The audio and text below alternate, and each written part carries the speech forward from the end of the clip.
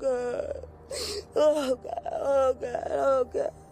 We kicked in the door. We found him just laying there in the pool of... my daughter screamed and said, "Ma, turn his phone off." He probably sat up there and thought, I'm finna go to jail.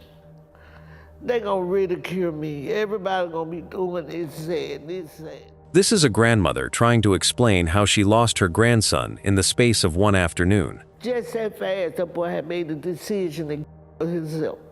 And this is that same grandmother telling the world how a 14-year-old ever got his hands on the that ended it all.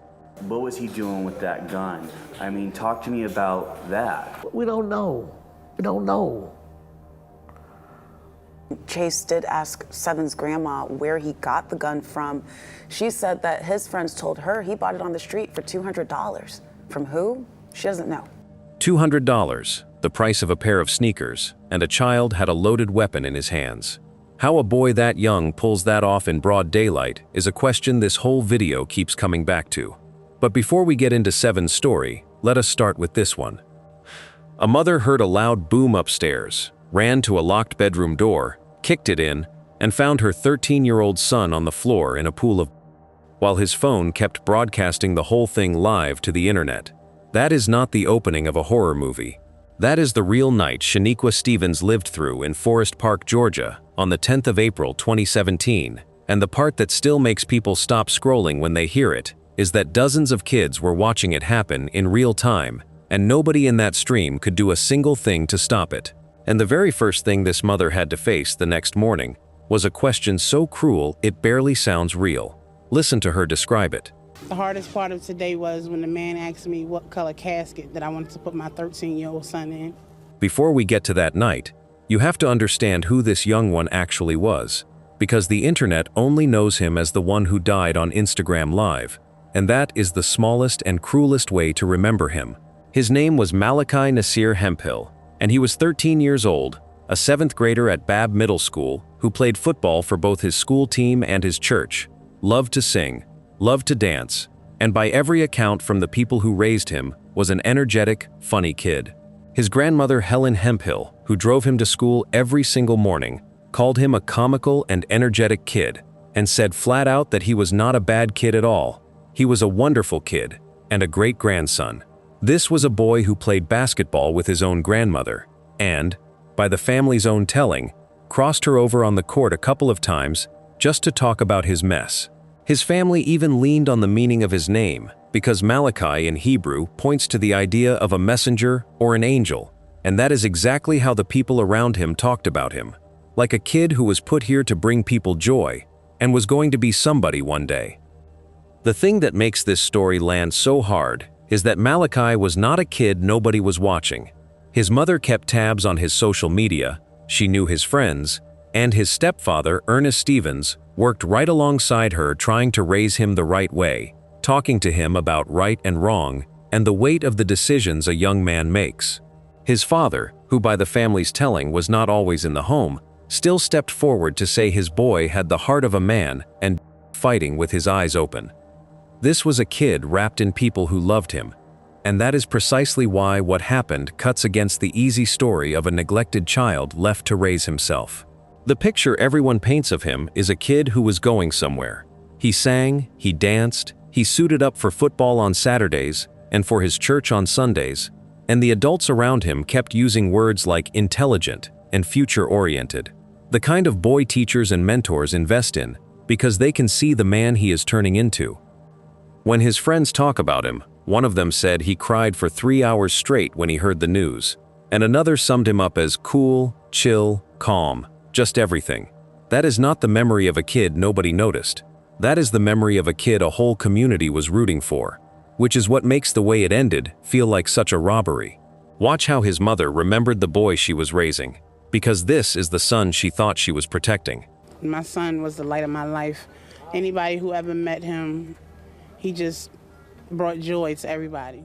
Here is the part that turns an ordinary evening into the worst night of a family's life. On that Monday, the 10th of April, Malachi had just done something as normal as taking out the trash, a chore his mother watched him finish. About 10 minutes later, he went back up to his room.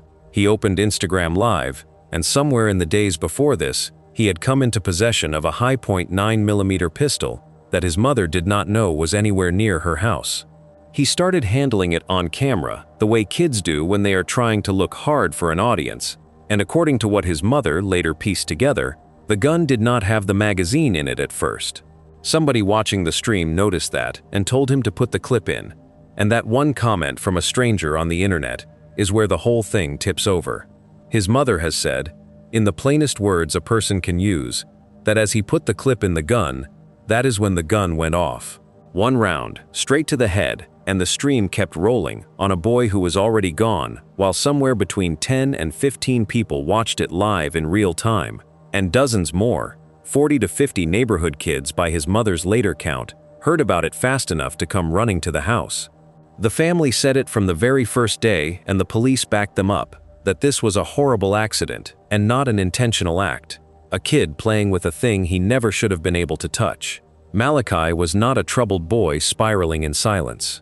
He was a normal 7th grader showing off for his friends, and the only difference between him and 100,000 other kids doing the exact same performance that same night is that a real gun was in the frame, and that is the part his mother has begged every parent and every child to take seriously ever since. And you see your friend with a gun, tell a parent, because this is a situation that didn't have to go this far. And this is where you have to be honest about the world these kids are growing up in, because Malachi did not invent the idea of grabbing a gun and showing it off on camera. That performance is everywhere online, a whole culture of young boys pointing lenses at themselves and reaching for the one prop that gets the most reaction, the most comments, the most clout in the group chat. Just only 13, and just the thought of me seeing him on the floor would never leave my brain. His mother was downstairs with her daughter when she heard it, and at first she could not even tell what the sound was. Listen to her try to describe a noise that she did not recognize as the worst moment of her life until it was already too late. I heard a big boom. I couldn't tell if it was a gunshot or what. I just knew that it was something that was wrong. She and her daughter ran up those stairs calling his name and got no answer, and the door, a door his mother says he never locked, was locked. So they kicked it in. What happened in the next 10 seconds is something no parent should ever have to walk into, and she has told it the same way every single time she has been asked. We kicked in the door. We found him just laying there in the pool of my daughter screamed and said, "Ma, turn his phone off." And as I proceeded to look at his phone, he was on Instagram Live. Malachi was rushed to Grady Memorial Hospital in Atlanta, where he was pronounced, and the phone that had been recording him was still warm with an audience that had just watched a child. Instagram took the video down fast, and to this day, it was never saved or reposted publicly. So there is no clip of the actual moment floating around, only the family's own account and the memory of the kids who saw it live. That detail matters, because it means everything the public knows about this comes straight from a mother who had to relive it out loud so that other parents might listen. Now the story moves to the part that should make everybody angry, which is how a 7th grader got a loaded handgun in the first place. The Forest Park Police Department opened an investigation focused almost entirely on tracing that gun, because the high point was not registered to the family, and his mother had no idea it existed. Police Major Chris Matson called it a horrific event and made a point of saying no signs pointed to this being anything other than a tragic accident, and detectives said early on they were consulting with the Clayton County District Attorney's Office about possible charges. They even filed paperwork to try to pull the deleted Instagram footage and any account data from the platform, and that part hit a wall almost immediately, because when a detective asked his mother for his username, she could not give one, since he made up so many different pages that even she could not keep track. About a week later, on or around the 17th of April, police did make an arrest. A juvenile was taken in for allegedly furnishing the firearm to Malachi, charged with what police would only describe as numerous offenses related to the incident. Because Georgia law seals juvenile records tight, that kid was never named. No adult was ever publicly charged, and the case essentially disappeared behind those protections. The fuller picture of where the gun came from came out later, in his mother's own telling, and it is uglier than a simple trade.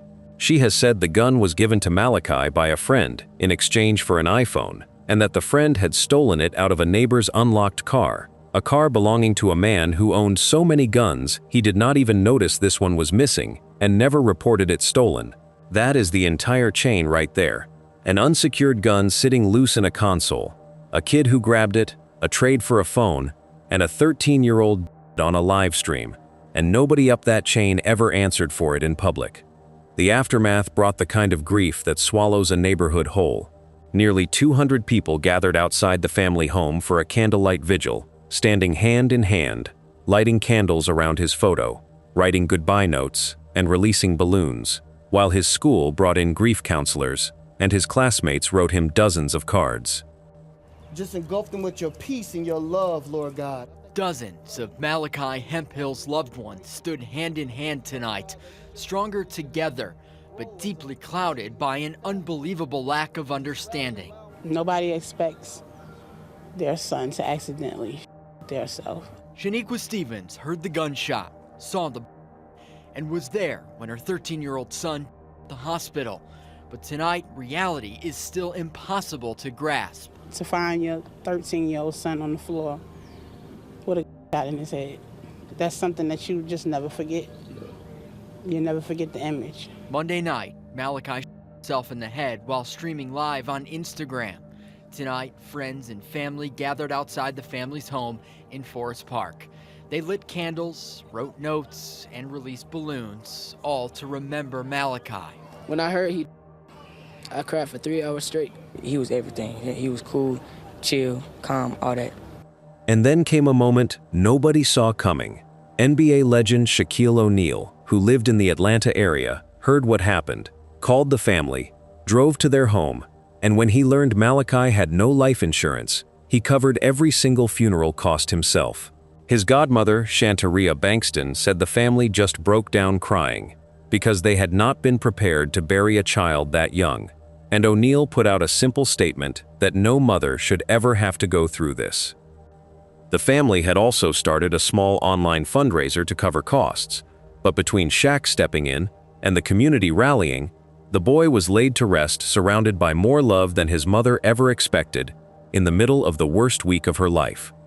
What the family did with their pain is the part worth carrying with you, because his mother turned it straight into a warning for every parent watching, and later joined gun safety advocates who tied his name to the push for safe storage laws so kids cannot get to loaded weapons in the first place. Listen to what she begged people to do. Monitor their phones, just monitor your children more now than anything. And his stepfather said the thing that keeps this from being a story you can wave off as somebody else's bad parenting, because these were careful, involved parents, and it still reached them.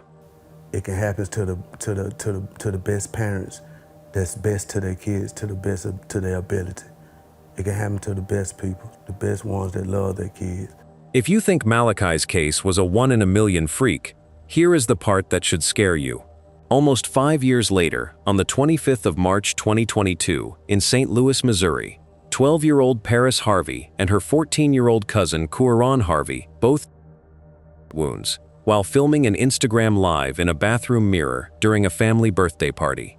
Paris was playing with a gun on camera, and by the family's account it went off and struck Kuaron, dropped and fired again, and discharged a third time when Paris picked it up by the barrel. Police first labeled it a killing, followed by a self-inflicted death, and the family pushed back hard, with her mother Shanice Harvey insisting it was not that at all, that it was just a freak accident, and the details only make the two cases feel more like the same nightmare told twice.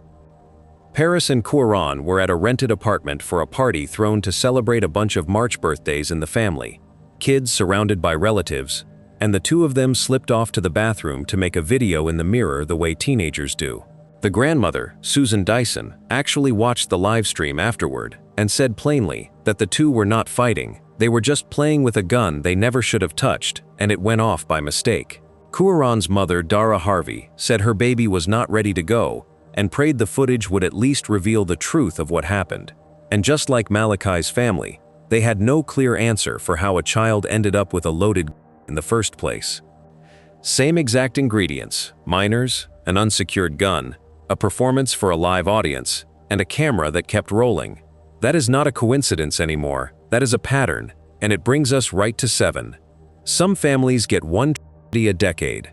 This one got 2 in 3 weeks, and the second one came so fast it barely gave them room to breathe.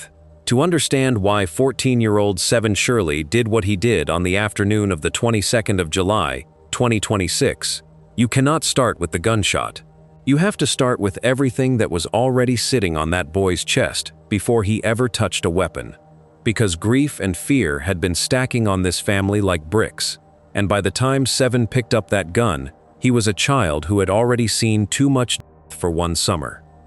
Seven Shirley was 14 years old, living in Stockbridge, Georgia, in the 200 block of Lakeview Place, out in the Carriage Lake area off Interstate 75, and he was being raised, and had been raised almost his whole life, by his grandmother Sharon Smith. She took him in when he was around 11 months old, which means for all practical purposes, she was his mother.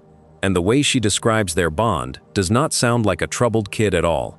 It sounds like a boy who took care of the woman who took care of him. Listen to how she talks about him, because this is the child underneath the headline. Nothing in this world he wouldn't do for me. He would say, "Grandma, sit down in this chair right here." And he'll push me wherever. I'll be so glad, because I be hurting so bad. He'll push me wherever I want to go. He lived in that home with his younger sister, 12-year-old Lyric Shirley, and the 3 of them made up the household, a grandmother and the 2 kids she was raising. And in the version of this story that made national news, Seven carried something extra, because the family and the outlets that covered this consistently described him as like a nephew to the Atlanta rapper 21 Savage, with the rapper spoken of as an uncle figure in the boy's life. Nobody has ever laid out a blood link on paper, and independent reporting has been honest that this reads as a close chosen family bond rather than a confirmed direct relative. But in a lot of Atlanta and Black American families, the words nephew and uncle mean somebody who is family, whether the paperwork agrees or not, and what matters is that the people closest to Seven treated that bond as real and family, which is exactly why this death traveled the way it did. Now here is the weight that was already on him, and you need to sit with it to understand the panic that came later. Just 3 weeks before, on the 2nd of July, Seven's 13-year-old cousin DeMarcus Shirley was killed in a drive-by shooting while he was spending the night at a friend's house on Rockcliffe Road in DeKalb County.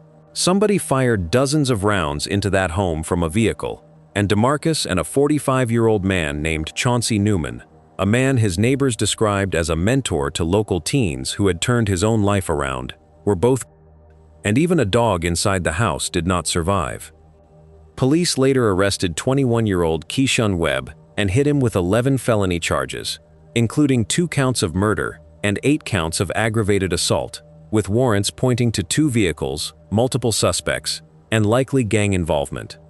According to what the family later gathered, Seven bought a handgun on the street for $200 from a person nobody in the family can name. What the grandmother said on camera, plainly and painfully, is that they simply do not know how he got it. They do not know what he was doing with it, and that somebody out there needs to answer for putting a gun in a child's hands in the first place. What was he doing with that gun? I mean, talk to me about that. We don't know. We don't know. Something needs to be done with the person sold that gun, because if he would have never bought that gun, this would have never happened. Around 3:24 in the afternoon, on the 22nd of July, Stockbridge police got calls about shots fired at that home on Lakeview Place. By the family's account, Seven was handling that handgun inside the house when it discharged, and the round struck his 12-year-old sister Lyric in the neck. There was no fight, no bad blood, nothing but a boy playing with a weapon he had no business owning, and in one instant, he had shot the little sister he lived with and helped look after. What happened in his head in the seconds after that is the part that turns your stomach, because his grandmother believes the panic hit him faster than any adult in the world could have reached him. Her read on it, and she is careful to frame it as her read and not a fact anyone can prove, is that Seven immediately jumped to the worst place a terrified child can go. He thought his life was over, that he was going to jail, that everybody was going to tear him apart online and in the streets, and he could not sit in that feeling long enough for a single person to tell him it would be okay. In the time it takes to have one panicked thought, he had already made a decision there was no coming back from, and he took his own life right there at the scene. Officers who arrived found the 12-year-old girl shot and the 14-year-old boy dead from a gunshot wound, and the Henry County Coroner's Office identified the boy as 7 Shirley. Neighbors described the scene in the kind of small, awful details that stick with you. Paramedics working on the girl near the front door, and the boy's body laid out between his own home and the house next door. And one neighbor who spoke to reporters summed up the whole thing by saying that no matter how a child passes, it is never a good thing. Stockbridge police have said very little on purpose, releasing only a short statement that their hearts are with the families and asking the public for the time and space to figure out what actually happened. And because juveniles are involved, they have not confirmed the sequence, the number of shots fired, or how many guns were even on the scene. Almost everything we know about how this unfolded comes from Sharon Smith and the family, not from a police reconstruction, and detectives were still back at the neighborhood the very next morning, combing the property for more evidence. That is the honest state of it. A family telling the world what they believe happened, while investigators quietly do their work behind sealed doors. It means some of the specifics you may have seen shared online should be held loosely until the official picture comes out. And it means the version of events driving this whole story is a grandmother's understanding of her grandson's last minutes, which is heartbreaking precisely because she is trying to make sense of something no one should ever have to explain. And we begin with a developing situation out of Henry County this afternoon, where Stockbridge police are investigating a Wednesday afternoon shooting on Lakeview Place that left a 14-year-old boy dead and a 12-year-old girl in the hospital. This is a story we've been following all afternoon long. Tara Jabor live on the scene with what we know right now, Tara, about the investigation. Well, Tom, that shooting that you just mentioned, it happened here at this home behind me along Lakeview Drive here in Stockbridge. Now, we know that a 14-year-old boy is dead and a 12-year-old girl is in the hospital. But police really haven't released a lot of information about what exactly led up to this shooting. We do know that it did happen yesterday, just before 3:30, and police say that they want the community to keep the victims in their thoughts and give police time and space to figure out what exactly happened. Now, when I got here at around 10:30 this morning, I did see police still at this home. The front door of the home was missing, and the few police officers that were here, it seemed like they were looking for some evidence here in the grass in the front yard and then also behind the house. Now, we also spoke with some neighbors who live here this afternoon. I spoke to a man who told us that he's lived here for almost 30 years, and he says that there's never been this type of violence so close to his home. Let's take a listen on what he told us. Father, it's terrible. It's in news. There are no parents, no brother, no sister, no uncle. It's something that no one should be happy to hear such terrible incident. Our hearts, our prayers, and condolences to the family. Now, of course, everyone that we spoke to told us that this is a heartbreaking story. Obviously, that's how everyone feels when you hear that a 14-year-old is dead and a 12-year-old is in the hospital after a shooting. We're, of course, working to learn more information, but police say that this is still an active investigation and that it's ongoing. We don't have any information right now about a suspect or suspects. Tom? No, Tara, I always ask when situations like this happen in neighborhoods like the one you're standing in, if there's a history of any kind of violence in that particular neighborhood. It always seems that neighbors are shocked when they come out and hear about something like this. They say that, geez, I would never imagine something like this would happen in this neighborhood. Yeah, Tom, that's exactly what the neighbor told us. You know, he said that he built his house here. He lives just a few houses down, and that he's been here for 30 years, and he's never seen as many police officers that he saw here yesterday afternoon when this shooting happened. So all the people that we spoke to, we even spoke to some neighbors off camera. They told us that this is very unusual for this area. We've, of course, been here all day, and it's been very quiet. And real quick before you go, and you might have touched on it, or perhaps you don't know, but the condition of that 12-year-old in the hospital, just bring us up to date once again, if you will, on the condition of that child. Yeah, we just know right now that that 12-year-old, it's a girl, and that she is still in the hospital, of course, still being treated for those injuries. Police say that she was shot. Your heart goes out to that family. Children should never be in the line of fire. Tara Jabbour there in the neighborhood where it all happened with the latest on the investigation for us this afternoon. Tara, thanks so much. While the investigators worked, the family was living inside a different kind of nightmare. Because Lyric survived, but survival came with a brutal price. She was shot in the neck and has been through 3 surgeries on her neck and vocal cords. And as of the family's last word, she was still in the hospital with no clear date to come home. That is when the family, in a statement tied to the circle that includes 21 Savage, turned their private grief into a public plea.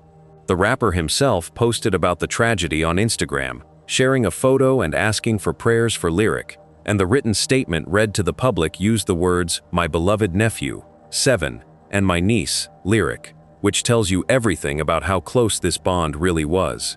But the heart of that statement was not about fame or headlines. It was a demand that the community do something about the flood of guns reaching kids. The same demand another grieving family made nearly 10 years earlier, and it was read aloud on camera, word for word. In the community to stand with us in another way. Please help us get these weapons off the street. Far too many young lives are being taken away by senseless, you know what I'm saying? We must work together to stop illegal sale and access of weapons to minors and do everything we can to protect our children. And think for a moment about what Lyric's Road actually looks like from here. Because the word survived does a lot of quiet work in a story like this. And we're learning more about a shooting that killed a 14-year-old and sent a 12-year-old to the hospital. The family says that the teen killed was like a nephew to Atlanta rapper 21 Savage. Stockbridge police say it happened on Lakeview Place off of I-75 Wednesday afternoon. The victim's family spoke exclusively with 11 Alive's Chase Howell, sharing what happened and how they believe this 14-year-old got access to a gun. The family of 7, Shirley, and his sister Lyric are going through the unimaginable. They say 7 took his own life after accidentally shooting his sister in the neck Wednesday afternoon. He was 14 years old. Just that fast, the boy had made the decision to kill himself. He probably sat up there and thought, I'm finna go to jail. They gonna ridicule me. Everybody gonna be doing this and that. And he couldn't take it. Sharon Smith is 7's grandmother. She's been raising him since he was 11 months old. It wasn't nothing in this world he wouldn't do for me. He would say, Grandma, sit down in this chair right here. And he'll push me wherever. I'd be so glad, because I'd be hurting so bad. He'll push me wherever I want to go. The one big question still remains. What was he doing with that gun? I mean, talk to me about that. We don't know. We don't know. Something needs to be done with the person selling that gun, because if he would have never bought that gun, this would have never happened. And the story doesn't stop there. Smith says 7's cousin is DeMarcus Shirley. He was the 13-year-old killed during a drive-by shooting while staying the night with friends in DeKalb County earlier this month. The family says Lyric has undergone 3 surgeries on her neck and on her vocal cords. As for when she'll be home, the family isn't sure. In Stockbridge, Chase Howell, 11 Alive News. A tragedy, and Chase did ask 7's grandma where he got the gun from. She said that his friends told her he bought it on the street for $200. From who? She doesn't know. A bullet to the neck, 3 separate surgeries on the very parts of the body that let a person speak, and a 12-year-old who now has to relearn her own voice while carrying the knowledge that the brother who helped raise her is the one who is gone. Whatever the investigators eventually conclude about the sequence, she is the one who has to live inside the aftermath every single day, and no ruling and no press release changes that. The family has never once treated Seven as a villain in her story, only as a scared boy caught in the same machine that keeps chewing up the children around them. And that refusal to turn on him even in their worst grief tells you exactly how much they understood what really killed him. That plea, "Get these guns away from our children," is the exact same one Malachi's mother made almost a decade earlier in a different city, and it is the thread that ties this whole video together. But our third story is going to show you that the danger does not disappear when the kids grow up, because sometimes the person who puts the gun in the room is not a scared child at all. Sometimes it is a grown man who is supposed to love you.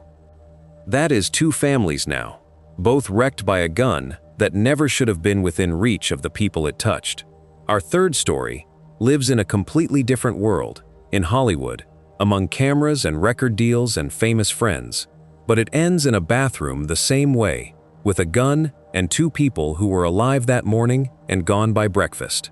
And the twist here is that this time it was not a frightened kid holding the weapon, it was a grown man holding it against the woman he married, over something he could never prove. Meet Stephanie Mosley, born on the 14th of February 1984 in Vancouver, Canada. She started ballet at 2 years old, trained hard all through her teens under a mentor named Rachel Poirier, and at 18 she packed up and moved to Los Angeles to chase the dream, joining a dance group called Best Kept Secret and grinding her way into rooms most people only see on television. And she made it, which is the part that makes her death so hard to swallow. She danced behind Beyoncé, Janet Jackson, Usher, Mariah Carey, Rihanna, Chris Brown, Britney Spears, and Jennifer Lopez. She took acting roles in films like Idlewild and Mirror Mirror. She worked as an associate choreographer on a Twilight movie. She even played Jamie Foxx's wife in one of his television specials. And she landed a recurring role as a dancer on the VH1 series Hit the Floor. The pact she made as a teenager, to move to a strange city and figure out the business and become somebody, had actually come true, which almost never happens to the thousands of kids who try it. This was a woman climbing, working, building something real out of nothing but talent and grind. Watch a friend describe the first time they met her, back when she was just a girl who had moved to LA with a dream and no connections. I met Stephanie Mosley in 2002. She had just moved to LA. She was a part of a dance group called Best Kept Secret, and my cousin was doing her makeup, and I just thought she was the most gorgeous girl, and she didn't have any friends in LA, and she just had the dancer world. So I decided I'd take her under my wings, and at that time I was headed to college, and I decided I wanted to be a model, so we made a pact, and we decided that we were gonna figure this business out and become stars together. Back home in Vancouver, the dance community that raised her still talks about her like a hometown legend, a phenomenal dancer who came up in local studios and went off to Hollywood without ever getting a big head about it. She stayed close to her mother and her family, flew home to visit several times a year, and even years earlier had asked her old dance teacher not to judge her for choosing the commercial dance world over classical ballet, a choice that turned out to be exactly right for her. By the time she was in her late 20s, she had backup danced for the biggest names in music, stacked up film and television credits, and locked in that recurring VH1 role, which is to say, she had built the exact life she moved across a border at 18 to chase. Everyone who worked with her said the same thing, that she was a light, an angel, the coolest person in any room, and that there was no darkness on her that anybody could see. Listen to that same friend try to sum up who Stephanie really was. Stephanie was an absolute angel. She really was. Everybody she's ever met. She's brought so many of these people into my life. She's connected so many people together. And she's just loved. She will never, ever, ever, ever be forgotten. She is so loved. The man she married was Earl Warren Hayes, a rapper and actor out of Detroit who had chased his own dream to Los Angeles and gotten close to the spotlight without ever quite grabbing it. He was signed to boxer Floyd Mayweather's Filthy Rich Records and ran deep in Mayweather's money team circle, and he had worked with names like 50 Cent, Timbaland, and Dr. Dre, so he was always around greatness even if the breakout hit never came for him. He and Stephanie met through the industry and married in 2008, and the two of them even appeared together in a Mayweather documentary looking like a couple who had it all figured out. Earl had been grinding at the music thing for years, dropping features and freestyles, and even running a daily verse series tied to Mayweather's camp to try to force a breakthrough. And he had done a little acting going back to a film about urban youth and basketball. So he was not lazy, and he was not a nobody. He was just a man who kept getting close to the dream without ever landing it, standing right next to superstars while the spotlight kept sliding past him. And for a certain kind of prideful man, that gap between where you are and where the people around you are can quietly eat you alive. From the outside, they were glamorous, envied, the picture of a power couple, and the people who knew Earl swore he was not a violent man and that there were no warning signs, which is exactly what makes what he did so hard to sit with. His mentor and a man who called himself Earl's best friend both described him as caring and gentle, and Stephanie's own friends, including women who had known her since they were teenagers, said the marriage had normal ups and downs, but nothing that ever looked like this was coming. Because underneath that glamour, something had been eating at Earl for years. Around 2012, he began accusing Stephanie of cheating on him with other entertainers, and he fixated in particular on the R&B singer Trey Songz. You have to understand how public their happiness looked right up against how private his suspicion was. The two of them had appeared together in that Mayweather documentary in 2013, smiling on camera, playing the glamorous couple for a national audience, at the very same stretch of time that Earl was privately convinced his wife was betraying him.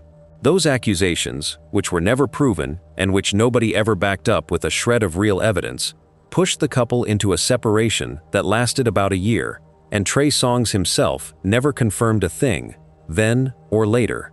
What sources close to Earl kept coming back to is that the man was crushed by a betrayal that may have only ever existed in his own mind, and he carried that wound quietly while the world watched the highlight reel. But they found their way back to each other. They were working on the marriage, and Stephanie had told friends and family just days before that she felt optimistic about their future. Friends who had known her for years said the same, that the couple had their normal marital ups and downs, but nothing that ever hinted at real danger, which is why the people closest to her went into total shock when the news broke. She truly believed they had made it through the worst of it, and so did almost everyone around her. What she did not know was that Earl, by every account from the people close to him, had never actually let the suspicion go. It sat in him, and it rotted, and he never got over it. Here is the part that makes the coming morning so heartbreaking, that the people around her genuinely believed the storm had already passed. Everyone has their problems, but if you're asking if anyone knew that, something would come to this, hell no. They were reconciling, she was hopeful, and a jealousy that no one on earth had proof for was about to end both of their lives, in front of a witness watching helplessly on a phone screen. On the morning of the 8th of December 2014, in their apartment in the Fairfax district of Los Angeles, Earl Hayes picked up his phone and started a FaceTime call with his close friend Floyd Mayweather. It was early, around 7 in the morning, and Earl was already spinning out, ranting to Mayweather about the affair he was convinced Stephanie had, while Mayweather tried to talk him down and told him to just get a divorce and walk away peacefully. What makes this one different from almost any story like it is that a witness heard the whole thing happen live, and years later, that witness described it out loud in a way you do not forget. Watch Mayweather tell it in his own words. So then, I said, "Why you calling me so early in the morning? How you know I'm up?" He said, "Because I love you." And he said, "There's something else you don't know." And then it went exactly where those words were pointing. And then I was like, "Huh?" And then he reached down and put out a gun. I said, "Man, what are you doing with that gun?" He started shooting, then he shot her, and then he put the gun to his head. Earl shot Stephanie multiple times, with reports putting it as high as 10 to 12 rounds, and then turned the gun on himself. Down the hall and through the walls, the neighbors in that big gated complex were hearing all of it, and the calls to 911 started coming in. Friends of the couple also confirmed to reporters what everyone was afraid to say out loud, that the tension underneath all of this had been about the cheating accusations the whole time. Listen to how the scene sounded to the people who lived around them. Neighbors say they heard at least 10 shots from the couple's apartment in this gated community not far from the Grove. When patrol officers got there, the situation was still live enough to be terrifying, and what they walked into forced them to call in a tactical team, while hundreds of residents in the building were moved to safety. Officers arrived on scene. They entered the apartment. They found a back bedroom door closed, and when they tried to enter that back door, that's when they heard an additional 2 shots. The SWAT team was called in. They came in as a precaution, and when they finally entered the apartment, they found a man and woman dead from gunshot wounds. By the time SWAT cleared the apartment, both Stephanie and Earl were found dead in the bathroom, and the LAPT ruled that Earl had killed his wife and then taken his own life. The coroner confirmed Stephanie died from multiple gunshot wounds, and Earl from a single self-inflicted wound. And detectives sat down with Mayweather as a witness since he had heard the whole thing unfold over the phone. He was never charged with anything, because hearing a horror over FaceTime is not a crime. It is just a wound you carry for the rest of your life. And that is the strange, cruel shape of this one.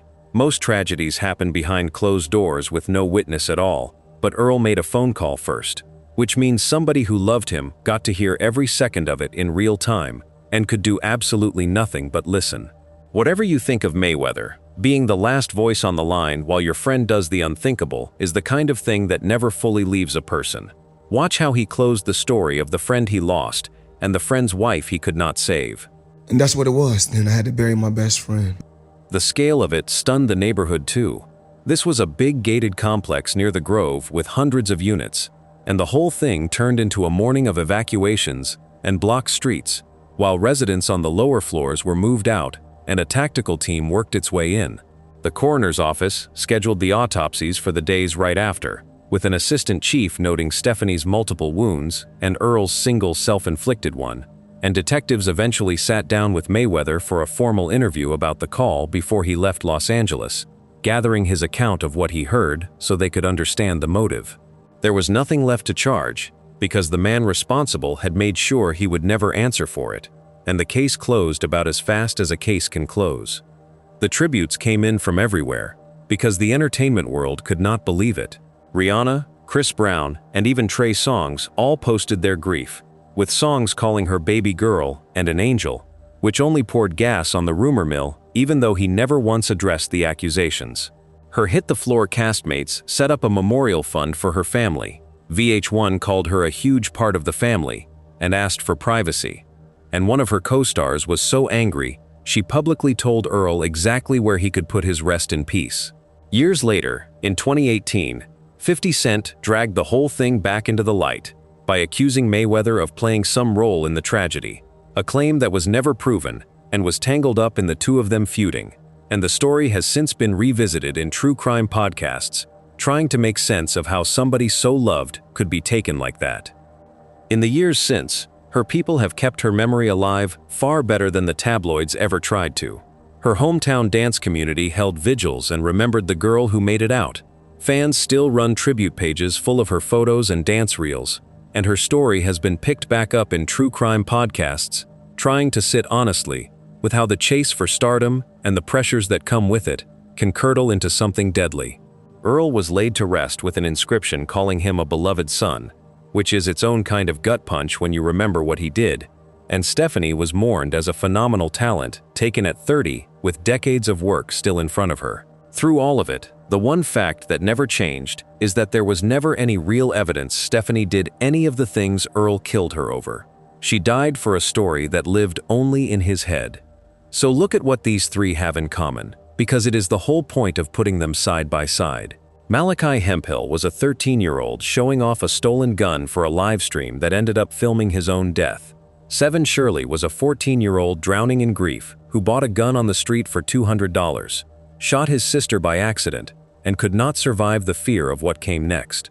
And Stephanie Mosley was a grown, celebrated woman shot in her own bathroom by a husband holding a gun and a suspicion he never proved. Three completely different lives, three completely different worlds, and the same single object sitting at the center of every one of them, in a place it never should have been, in the hands of someone who never should have had it. The lesson is not complicated, and those grieving families already said it plainer than anyone ever could. A gun does not care how good your parenting is, how much you loved somebody, or how sure you are that the worst is behind you. It only needs one bad second and one moment of easy access to turn a normal day into a funeral. Keep them locked, keep them away from kids. And if you ever see somebody you love holding one they should not have, or spiraling in a way that scares you, say something before it is too late. Because every single family in this video would trade anything on earth for one more chance to do exactly that. Rest in peace to Malachi, to Seven, and to Stephanie. If this story moved you, do one real thing with it. Share it with the one person in your life who has a kid, a gun, or both under the same roof. Because your comment or your text might be the reason somebody locks something up tonight and skips a nightmare like these three.